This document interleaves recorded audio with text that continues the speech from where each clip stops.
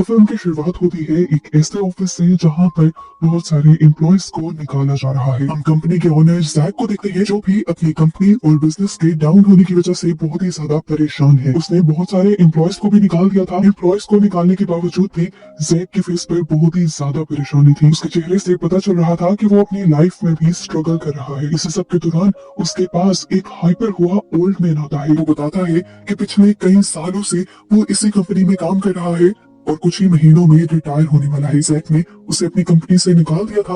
वो आदमी जैक से रिक्वेस्ट कर रहा था कि प्लीज चाहे मुझे आप सैलरी ना दे या कम दे दे, लेकिन मुझे कंपनी से मत निकालिए। लेकिन जैक उसकी बात नहीं सुनता, उल्टा उसे समझाने लग जाता है कि हम इस तरह नहीं कर सकते। जैक के इनकार को सुनकर उस ओल्ड मैन को गुस्सा आ जाता है और वो ओल्ड मैन अपने पास से एक गन निकाल लेता है। गन को देखकर सभी यहाँ तक कि जैक बहुत ज्यादा पैनिक हो जाता है और अपनी आंखें बंद करते हुए इस आदमी से रिक्वेस्ट करता है कि प्लीज मुझे मत मारो। अभी मेरी वाइफ का मिसकैरेज हुआ है, वो डिप्रेशन से लड़ रही है, जिंदगी मौत से लड़ रही है, और अगर ऐसे में मैं भी मर गया तो वो भी मर जाएगी। उसके कहते ही यहाँ पर एक गहरा सन्नाटा हो जाता है और उसके बाद गोली चलने की आवाज आती है। जैक के मुंह पर खून के बहुत सारे छींटे गिरते हैं और जैक देखता है कि उस ओल्ड मैन ने सुसाइड कर ली थी। और अपनी आंखों के सामने ये सब होता देखकर जैक जैसे पागल हो जाता है। अपने आप से कंट्रोल खोने लगा था। वो बहुत मुश्किल से अपने आप को वो नॉर्मल करता है और ये डिसाइड करता है कि वो अगले कुछ दिनों तक तो इस शहर में रहेगा ही नहीं। वो फौरन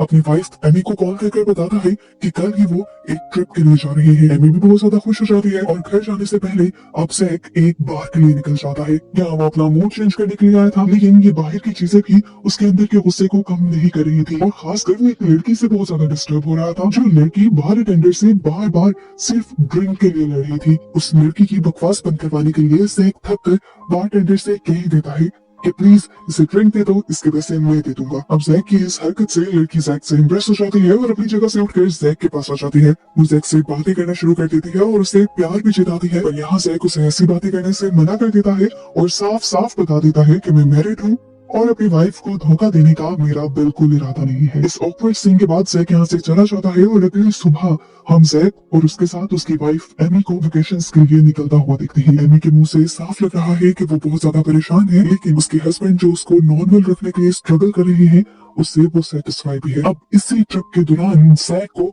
उस बार वाली लड़की के मैसेजेस आने लग जाते हैं। लड़की का नाम था जूलिया और जूलिया जैक से कह रही थी, मैं बहुत अच्छे से जानती हूँ कि तुम अपनी वाइफ से बहुत प्यार करते हो, उसे धोखा नहीं देना चाहते, हर्ट नहीं करना चाहते, और अगर तुम चाहते हो कि सच में वो दुखी ना हो तो तुम्हें मुझे 5 लाख यूरोस देने होंगे, नहीं तो मैं उसे बार वाली स्टोरी बता दूंगी। अजीब सी बात थी, बार में ऐसा कुछ हुआ भी नहीं था। जैक ने सिर्फ उसे ड्रिंक ऑफर की थी और वो इसी चीज पर ब्लैकमेल कर रही थी। जैक भी एक बड़ा बिजनेसमैन था, बेवकूफ इंसान तो था नहीं, ब्लैकमेल में नहीं होता। उल्टा वो उससे कह देता है कि तुमसे मेरे लॉयर निपटेंगे। ये कहकर वो अपना फोन बंद कर देता है। ये भी देखेबल है कि इस टाइम जूलिया ने उसे कुछ सेंड किया था। वो सारा फोकस एमी पर और अपनी ट्रिप पर कर देता है। कुछ देर बाद ये लोग अपने होटल पहुंच जाते हैं, होटल में रात गुजारते हैं और अगली सुबह इन्होंने हॉट एयर बैलून की सैर करने का प्लान किया हुआ था। बैलून ऑपरेटर इन्हें यहाँ पर बताता है कि उनके साथ एक और लड़की भी आने वाली है जिसका ये लोग काफी देर इंतजार करते हैं, और फाइनली वो लड़की आती है तो पता चलता है कि वो लड़की कोई और नहीं बल्कि जूलिया ही थी। जूलिया के आते ही बैलून चल जाता है और इनका ट्रिप स्टार्ट हो जाता है। पहले तो सब ठीक था, जैक को भी ज्यादा मसला नहीं था, लेकिन फिर पता नहीं क्यों जैक अनकंफर्टेबल होने लग गया जब जूलिया ने एमी से बात करना शुरू की। एक अजीब बात थी कि जूलिया पता नहीं कहां से सारी इंफॉर्मेशन निकाल कर लाई थी, या शायद कुछ बातें कल बार में जैक ने ही उसे बता दी होंगी, लेकिन इस टाइम वो ये बात जानती थी कि एमी का मिसकैरेज हुआ है, वो परेशान है, जैक उसका पहले से ज्यादा ख्याल रखने की कोशिश कर रहा है और इन्हीं सब चीजों का वो फायदा भी उठा रही थी। अब तो एमी ने भी नोटिस कर लिया था कि जब से जूलिया यहाँ पर आई थी तब से ही जैक अनकंफर्टेबल सा था। खैर कुछ देर ऐसे ही गुजर जाती है, जिसके बाद एमी जूलिया से कहती है कि हमारी एक पिक्चर क्लिक कर दो। जूलिया हंसी खुशी काम कर देती है और अब वो जैक से कहती है कि क्या तुम भी मेरी एक पिक्चर क्लिक कर सकते हो। उसने जानबूझकर अपना ही मोबाइल उसे पकड़ा था, क्योंकि मोबाइल पर उसने पहले से ही एक मैसेज लिखा हुआ था कि अगर तुमने मुझे पैसे ना दिए तो तुम बहुत पछताओगे। पर जैक इस मैसेज को इग्नोर कर उसकी पिक्चर बना लेता है, और मैसेज के इग्नोर होने की वजह से जूलिया को और भी ज्यादा गुस्सा आ जाता है। और अब जो बातें जैक और जूलिया के दरमियान में पर्सनली हो रही थी, जूलिया उस पर्दे को खत्म कर देती है और सबके सामने जैक से कहती है बहुत हो गया, तुम्हें मुझे पैसे देने होंगे और इस मामले को अभी खत्म करना होगा। यहाँ पर फौरन एमी भी बोलती है कौन सा मामला। कौन से पैसे? इससे पहले कि जूलिया बोल पड़ती, जैक एमी से कहता है, अरे इस लड़की की बातों पर ध्यान मत दो, ये पागल है, रात को बार में शोर मचा रही थी, मैंने बार टेंडर से कहकर बस इसे कुछ ड्रिंक्स करवा दी और तब से मुझे ब्लैकमेल कर रही है। अब ये बात सुनकर एमी को भी गुस्सा आ जाता है और एमी जूलिया को ही डांटने लग जाती है कि तुम्हें शर्म आनी चाहिए किसी को ब्लैकमेल करते हुए। जूलिया जवाब में कहती है, मुझे नहीं, तुम्हारे हस्बैंड को शर्म आनी चाहिए क्योंकि वो ड्रिंक करवाने के बाद उसने उस ड्रिंक के पैसे मुझसे वसूल भी किए हैं।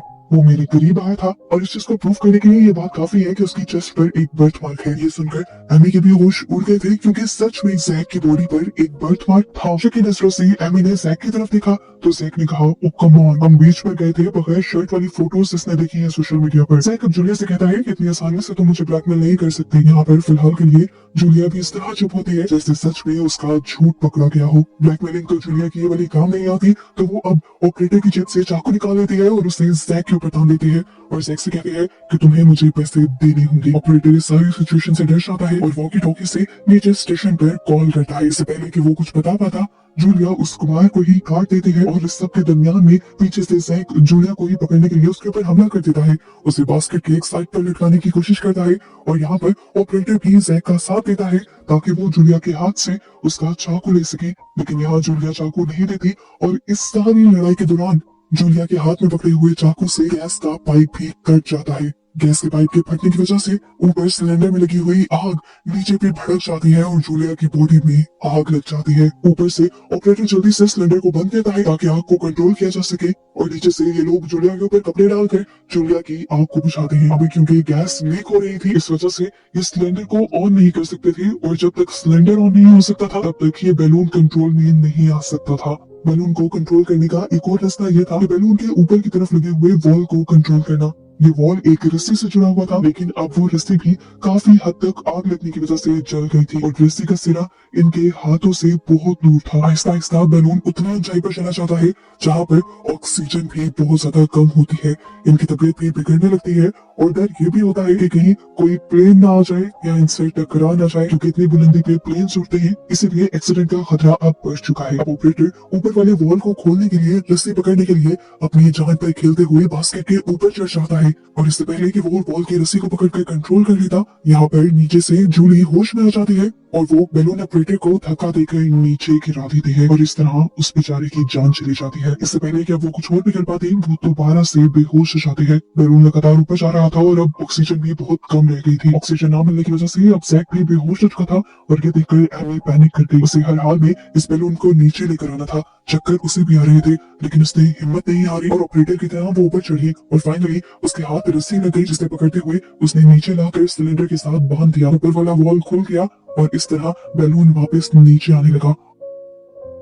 ऑक्सीजन मिलने पर जैक को भी होश आ गया। होश में आते ही वो सबसे पहले जूली के हाथ पांव बांध देता है, जिसके बाद वो देखता है कि उसकी वाइफ अब उससे नाराज थी क्योंकि कहीं ना कहीं उसे जूली की बातों पर यकीन आ रहा था। जैक उससे कहता है, ये तो मेरे साथ ज्यादती कर रही हो। मैं कह रहा हूँ ना, बर्थमार्क के बारे में तो उसे तब पता चला होगा जब उसने सोशल मीडिया पे मुझे स्टॉक किया होगा। वो अपनी एक पिक्चर भी निकाल कर दिखाता है जिसमें उसकी चेस्ट पे बना हुआ मार्क नजर आ रहा था। ये देखकर एमी एक और मर्तबा जैक पर एतबार करने लगी थी। इन दोनों की बातों के दौरान ये तो नोटिस ही नहीं कर पाते कि ये लोग पहाड़ों के बहुत ज्यादा करीब आ गए थे और इनका बैलून अब पहाड़ों से टकराने वाला था। ऊपर वाले बर्नर नहीं चल रहे थे जिसकी वजह से ये डायरेक्शन को कंट्रोल नहीं कर सकते थे। वजन कम करने के लिए इन्होंने बहुत सारी चीजें नीचे फेंकने का डिसाइड किया ताकि इनका बैलून थोड़ा और ऊपर हो जाए और ये लोग पहाड़ों से ना टकराएं, लेकिन इसका भी ज्यादा कोई फायदा नहीं होता और आखिर बैलून के पहाड़ की एक छोटी सी टकराने की वजह से बैलून फट जाता है। इस मदन की अच्छी थी कि बैलून में हवा कम होने की वजह से अब बैलून खुद ही पहाड़ों से दूर हो गया था। इतने में ये लोग देखते हैं कि नीचे से जूलिया भी तड़प रही थी। एमी जूलिया को पानी पिलाती है। इतनी मुश्किलों में होने के बावजूद भी जूलिया को बस एक ही बात याद थी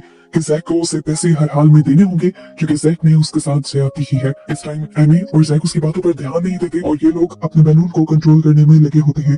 बैलून अब बादलों में पहुंच जाता है। यहाँ पर इन्हें ठंड भी बहुत ज्यादा लग रही थी और एक दूसरे को नजर भी नहीं आ पा रहे थे और इसी चीज का फायदा उठाते हुए जूलिया अपने हाथ खोल लेती है। जैक देख नहीं पाता। बातों ही बातों में अब भी वो जैक को पैसे देने को कह रही होती है तो जैक उससे कहता है, मुझे समझ नहीं आ रही, मैंने तो बाहर में तुम्हारे लिए पैसे दिए, तुम्हारी मदद की। जिस पर जूलिया उसे झूठा कहने के साथ साथ और भी बहुत कुछ कहने लग जाती है और इस बात पर जैक को गुस्सा आ जाता है। जैक उसे कहता है, अब तुम मुझ पर इल्जाम लगाने लगी हो। जूलिया कहती है, इल्जाम नहीं लगा रही, तुम सच में जालिम हो।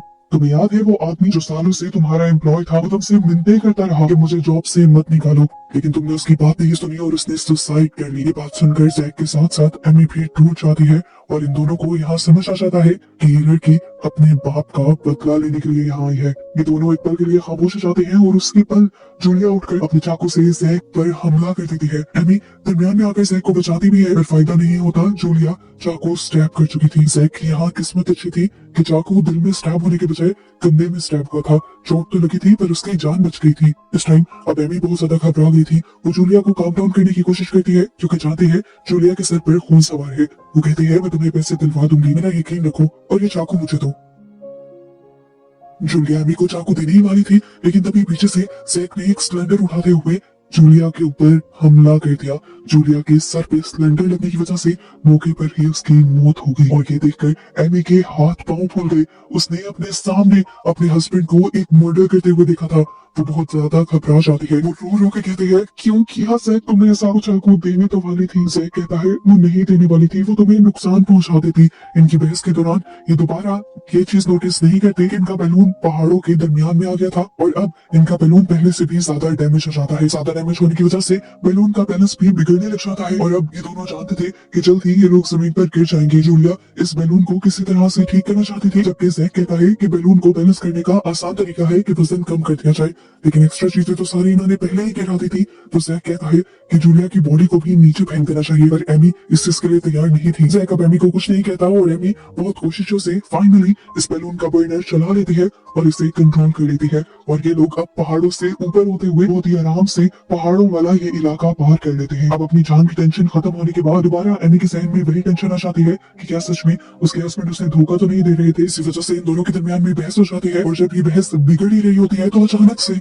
एमी के पाँव के नीचे से बास्केट टूट जाती है और एमी नीचे गिरने लगती है लेकिन वो बास्केट को पकड़ लेती है। असल में जब जूलिया को आग लगी थी तब यहाँ से ये बास्केट जलकर कमजोर हो गई थी। एमी अपने हस्बैंड को आवाज लगाती है कि वो उसे बचाए लेकिन ऊपर से जैक खामोशी से उसे देखता रहता है यहाँ तक कि जब एमी हारने वाली होती है तब जाकर जैक उसका हाथ पकड़कर उसे बचाता है। इस टाइम जैक ने जो किया था एमी उससे बहुत ज्यादा डिस्टर्ब हो गई थी। वो सोच में पड़ गई थी कि क्या जैक उसे बचाना नहीं चाहता, क्या जैक उससे जान छुड़वाना चाहता था। वो जैक से पूछती है कि तुम मुझसे तंग आ गए हो। जैक उससे माफी मांगता है और कहता है नहीं, मैं बस डर गया था, मुझे समझ नहीं आ रही थी कि किस तरह से रिस्पॉन्स देना है। अब जैक भी इस चीज को नोटिस कर चुका था कि एमी का दिल उसकी तरफ से खराब हो गया है, पुशअप कर रही है, इसलिए जैक उससे और भी माफिया मांगता है और उसे रियलाइज करवाता है कि अब तक जो कुछ भी उसने किया है जिंदगी में वो सब एमी के लिए ही किया है। बिजनेस ट्रिप सब कुछ, ये बिजनेस भी जैक ने अपनी वाइफ को अच्छा लाइफस्टाइल देने के लिए किया है। हर कुर्बानी उसने अपनी वाइफ के लिए दी है और वो उसे सबसे ज्यादा प्यार करता है। इनकी बातें चल ही रही होती है कि इन्हें रियलाइज ही नहीं होता इनका बैलून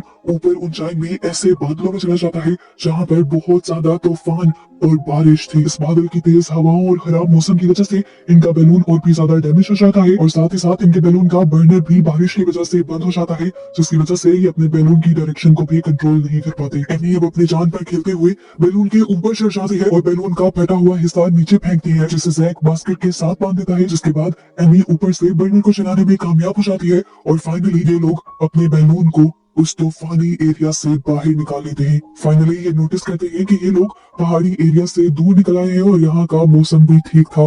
बर्नर ऑन होने की वजह से ये लोग अब आहिस्ता आहिस्ता नीचे भी जा रहे थे और इन्हें उम्मीद थी कि इनकी जान बच जाएगी। एमी को दोबारा जूलिया की बातें याद आने लग जाती है और वो जैक से पूछते हैं कि बर्थ मार्क तो उसने सोशल मीडिया से देख लिया लेकिन उसे तुम्हारी सॉक्स का ब्रांड कैसे पता था? उसने तो मुझे तुम्हारी सॉक्स का ब्रांड भी बताया था। जैक कहता है ये भी कोई बड़ी बात नहीं, कभी इंसान इस तरह बैठा होता है कि उसकी पैंट ऊपर हो जाती है और सॉक्स का ब्रांड नजर आ जाता है। एमी कहती है ठीक है, ये भी बात मान लेती हूँ, अगर तुमने सच में कुछ नहीं किया तो जूलिया के फोन में तुम्हारे बारे में कुछ भी नहीं होना चाहिए। ये कहकर वो जूलिया का फोन इधर उधर ढूंढने लग जाती है और जैक देखता है कि जूलिया का फोन बिल्कुल उसकी डेड बॉडी के पास पड़ा हुआ था, इसीलिए वो बहुत ही होशियारी से जूलिया का फोन बैलून की बास्केट से नीचे गिरा देता है और यहाँ पर हमें शक होता है कि जैक भी जरूर कुछ छुपाना चाह रहा है।